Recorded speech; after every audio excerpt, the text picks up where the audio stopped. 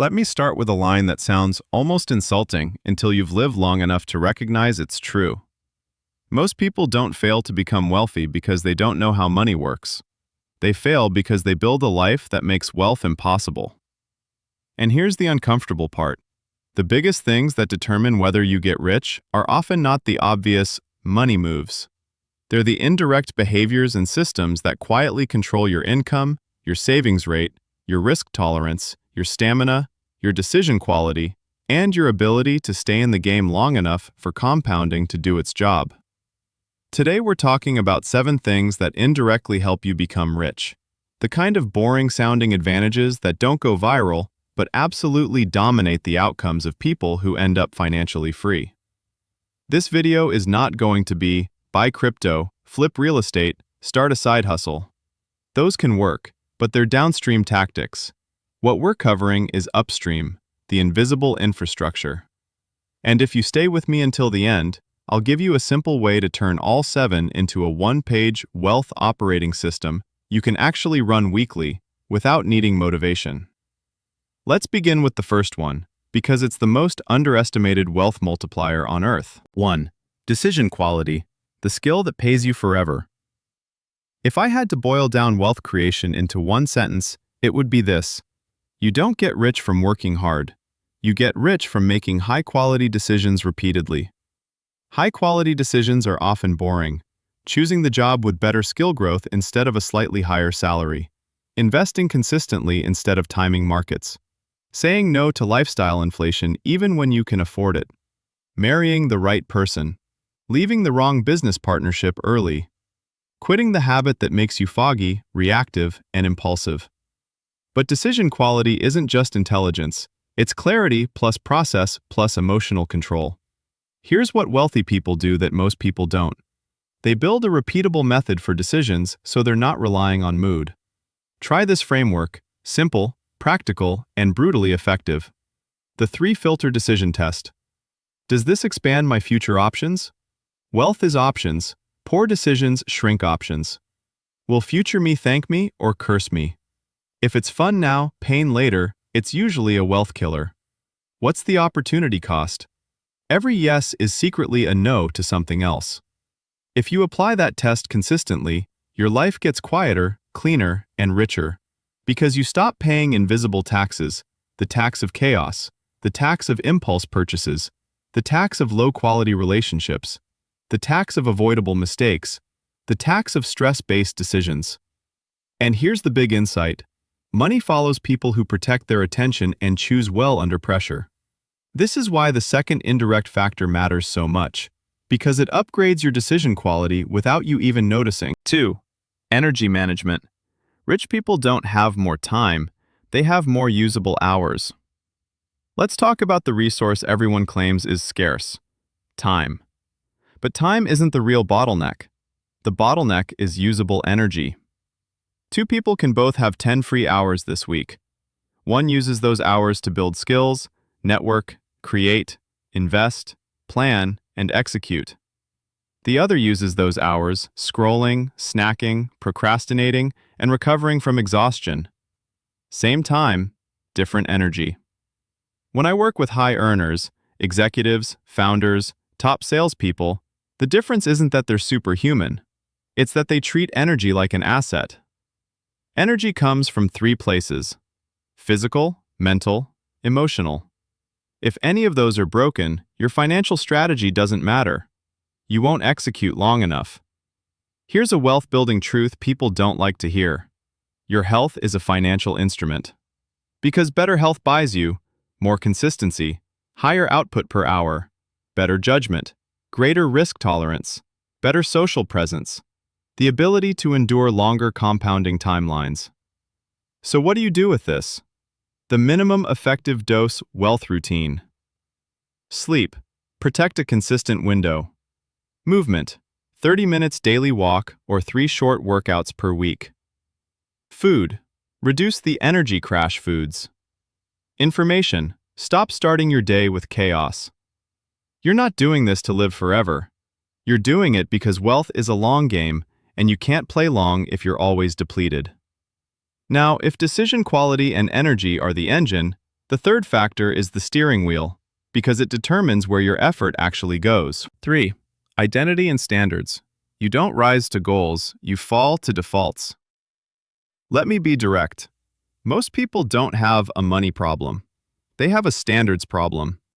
They say they want wealth, but their default identity is someone who spends to cope, avoids discomfort, delays hard conversations, tolerates messy finances, stays in environments that shrink them, confuses busy with progress. Wealth is not built by one heroic moment. It's built by defaults, and defaults come from identity. I'm the kind of person who invests automatically. I'm the kind of person who tracks numbers weekly. I'm the kind of person who learns before I leap. I'm the kind of person who doesn't finance a lifestyle. Here's how financial experts think about identity. Standards are a form of automation. If your standard is, I never carry high-interest debt, then you don't need willpower every day. If your standard is, I review my finances every Friday, then the system runs whether you feel inspired or not. So choose 3 wealth standards and lock them in. A spending standard, a saving/investing standard, a learning standard. When you set standards, you reduce decision fatigue, which raises decision quality, which preserves energy, which improves execution. And now we're stacking advantages. But even with perfect standards, there's one thing that quietly decides your financial trajectory more than your IQ or your hustle. It's your environment. 4. Environment design. Your friends, feed, and defaults are either making you rich or keeping you poor. People love to believe they're independent thinkers, but the truth is brutal. You are a product of what you repeatedly see. If your environment normalizes expensive lifestyles, constant consumption, cynical attitudes about investing, money is evil, beliefs, gossip, and drama, defeatist thinking, then becoming wealthy requires fighting your surroundings every day, and you will lose most days. Wealthy people design their environment like a professional designs a portfolio. Reduce downside risk, increase positive expected outcomes, rebalance when needed, remove toxic positions quickly.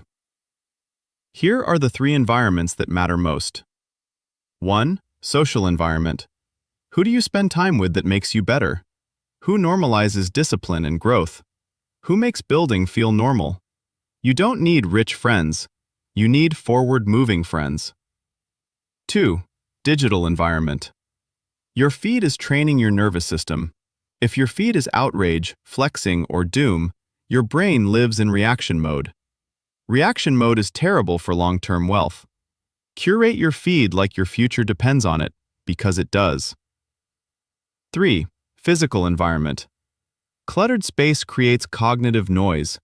Noise lowers focus. Lower focus lowers output. Lower output lowers income. This is not philosophy. This is execution. Now, when you fix environment, something interesting happens. You start doing the right things without effort. And that leads to the 5th indirect wealth builder, the one that separates people who make money from people who keep it. 5. Emotional regulation, the hidden driver of spending, investing, and career growth. Most personal finance is not math, it's emotion. People don't blow money because they can't calculate interest. They blow money because they're stressed, insecure, bored, or trying to prove something. And people don't panic sell investments because they're stupid. They panic sell because they never trained emotional control under uncertainty. Here's the expert-level insight. Your emotional regulation determines your financial risk premium. If you're emotionally steady, you can hold through downturns. You can invest consistently. You can negotiate confidently. You can handle rejection. You can take calculated bets. If you're emotionally reactive, you impulse buy. You career hop without strategy. You avoid negotiation. You chase hype. You quit too early. So what builds emotional regulation? Not motivational quotes. Systems that reduce emotional spikes. Try these. Keep a cash buffer, reduces panic and bad decisions. Automate investing, removes emotional timing. Use a 24-hour rule for big purchases. Track spending weekly. Awareness reduces coping purchases. Journal one page when stressed. Clarity reduces financial sabotage. Wealth requires you to tolerate boredom and uncertainty. Emotional regulation makes that tolerable. Now, if you can regulate emotions, you can finally do the sixth factor well, because it demands patience, repetition, and long-term thinking. 6. Skill compounding, the most reliable path to high income. Let's talk income, because you can't save your way to wealth on a low ceiling. A lot of people focus on side hustles, but skip the simplest truth. The fastest way to earn more is to become more valuable. And valuable means you can solve expensive problems. You can communicate solutions clearly. You can deliver results consistently. You can do it in a market that pays. This is why skill compounding is an indirect wealth builder. It doesn't look like wealth at first. It looks like learning, practice, feedback, and patience. Wealthy earners compound skills in a stack, not in isolation. The 3-skill stack that prints money. A core skill, a communication skill, a leverage skill. When you stack these, you become rare, and rare is expensive. Here's a practical approach. Pick one high-value problem in your industry. Spend 6 months becoming top 10% at solving it. Document results. Ask for more responsibility or switch to a role that pays for that outcome. This isn't glamorous, but it's reliable. And once your income rises, the next indirect factor determines whether you keep building wealth or get trapped by success. 7. Lifestyle control. The wealth killer that disguises itself as you deserve it. This is the final one, and it's the silent assassin of financial freedom. Lifestyle inflation. It's not inherently bad to spend more as you earn more, but if your lifestyle rises as fast as your income, you remain broke at a higher altitude. Here's the expert framing. Wealth is the gap between what you earn and what you spend, invested intelligently over time. If the gap is zero, wealth is zero. And lifestyle inflation doesn't happen as one big mistake. It happens as 1,000 small upgrades. A nicer apartment, more convenience, spending, premium subscriptions, expensive habits normalized by your circle, celebration purchases every month. So what do wealthy people do instead? They practice intentional lifestyle design. They spend aggressively on what they truly value. They cut ruthlessly on what they don't. They protect the investing gap like it's sacred. Try this rule. Every income increase gets split. 50% to investments/wealth building, 30% to lifestyle upgrades, 20% to experiences, giving, or future optionality. That rule alone, followed for a decade, changes everything. And notice what we've built.